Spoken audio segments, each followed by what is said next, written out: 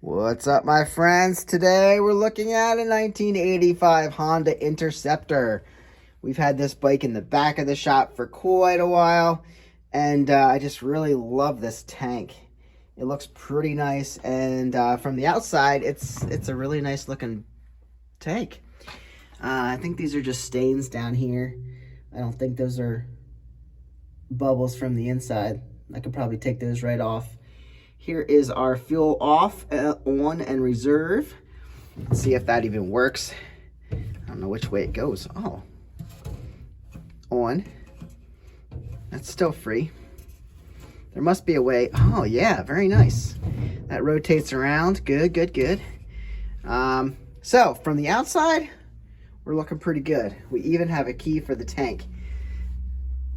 So this is just a nice bike. But I got it in kind of rough shape, which is sometimes how they come to us. The inside is roached out so bad that I don't know if it's even possible to save this, but usually if it's not roached through, you can do something. But there is like thick amount of rust on the inside of this tank. I would say corrosion.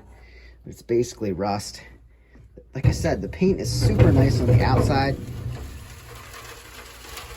It's amazing how much crap is on the inside. I did remove the, it's just dust coming out. Stuff smells delicious. It's still solid. So there's really not parts of this I'm too concerned. I don't see anything bubbling out from the bottom. That's just a spot from the outside. This is thick metal. Just seems good. Like I said, 1985 Interceptor. This is another V4 bike that we have in the shop. The top's looking pretty nice, actually. I wouldn't be too concerned with the top. I mean, you don't want that stuff falling in your gas, but if we're able to save this, I don't know how you plug this hole and the top. Maybe we soak the bottom of the tank first. Try and get all that crap. We do have this guy over here. We'll probably need to remove that. I don't see any way to take that out except for there's an Allen bolt here. So maybe I'll remove that and see what we're dealing with in there. We'll just have to soak one corner at a time and set it up however we can. And I guess we'll see if we can clean this up. I don't know that I'm going to save this bike, because actually behind me here are the carburetors for this bike. This is how I got them. And I don't know. This bike's not run. This is a secondhand not runner to me. So, it would take a lot to get this bike running. I think it sat outside for a while too. We'll look at that bike in another video, but right now I think we're just focusing. There's the carbs. They just happen to be behind me. As I was talking, I realized that. So, I don't know. This tank might be worth a good bit of money, especially with how pretty it is on the outside. So, again, see if it'll focus on the inside. The roof of the tank's pretty good, and the metal seems solid, so maybe we'll put the acid in and let it do its work. Like, it is thick. And I'll get a pan and we'll dump some crap out and see what we got. Let's see. That's from another tank.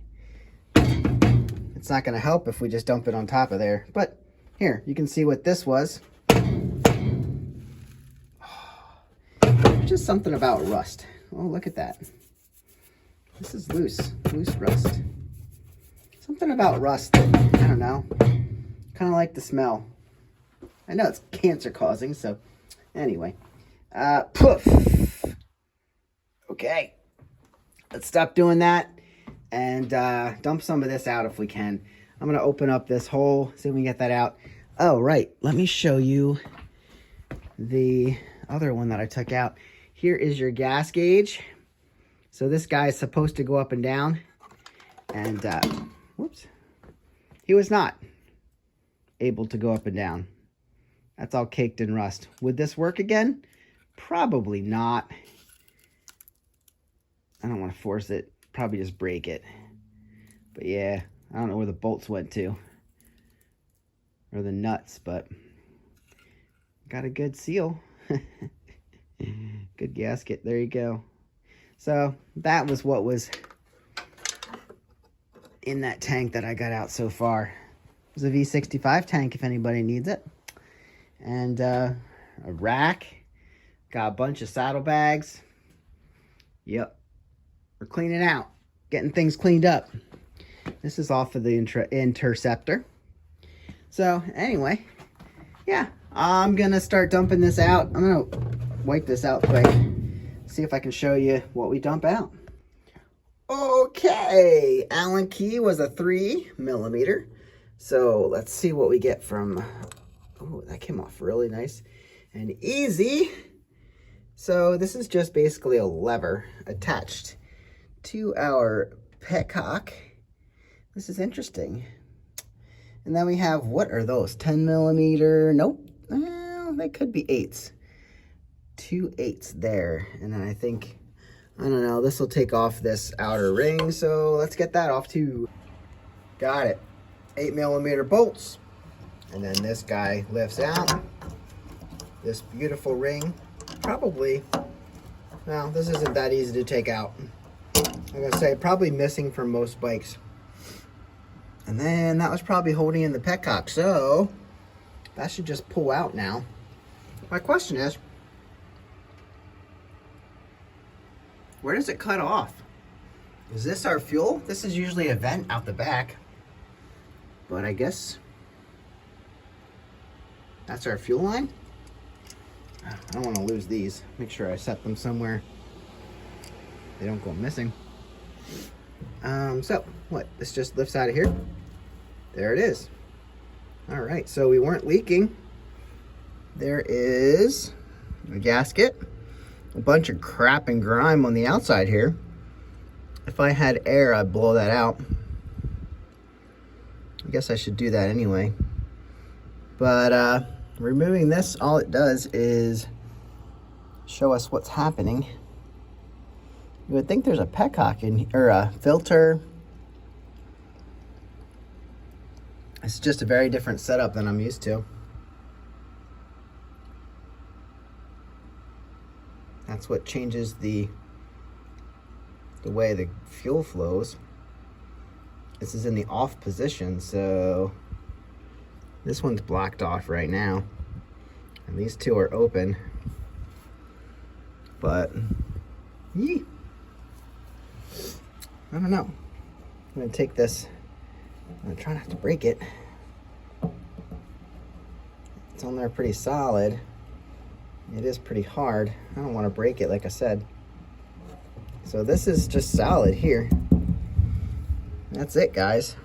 I don't think we're getting any further. I thought we were going to be able to see into the tank at this point, but we don't. Very interesting. Since this is not, this is the petcock, but since the fuel doesn't flow, the fuel just flows through here and back in.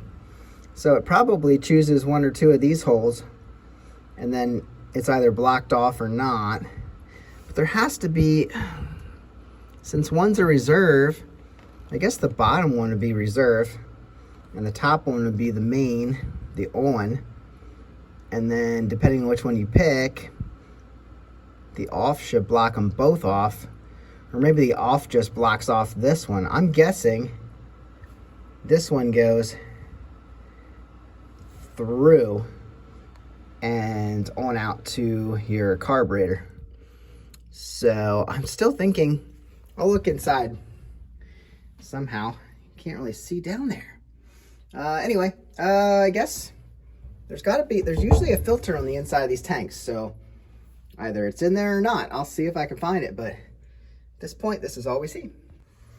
Okay, I did carefully lift that gasket up and it came up. And you can see there's no filters in here. There is some buildup of crap there. I did stick my Allen key down through there. My Allen wrench, just to kind of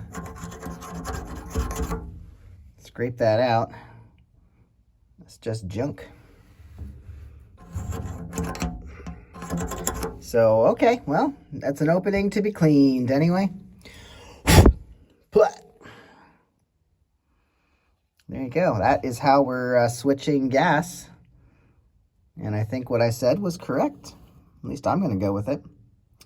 All right, let's dump out some of this from, well, obviously not that hole. Some from this hole. I'm going to also remove our lid, our cap here. All right, I'm going to shake this around with the dry for a little bit, but I have this nice little chain that I can put in here to help break up all the bad stuff in there. Make sure there's nothing I'm messing up as I put that in.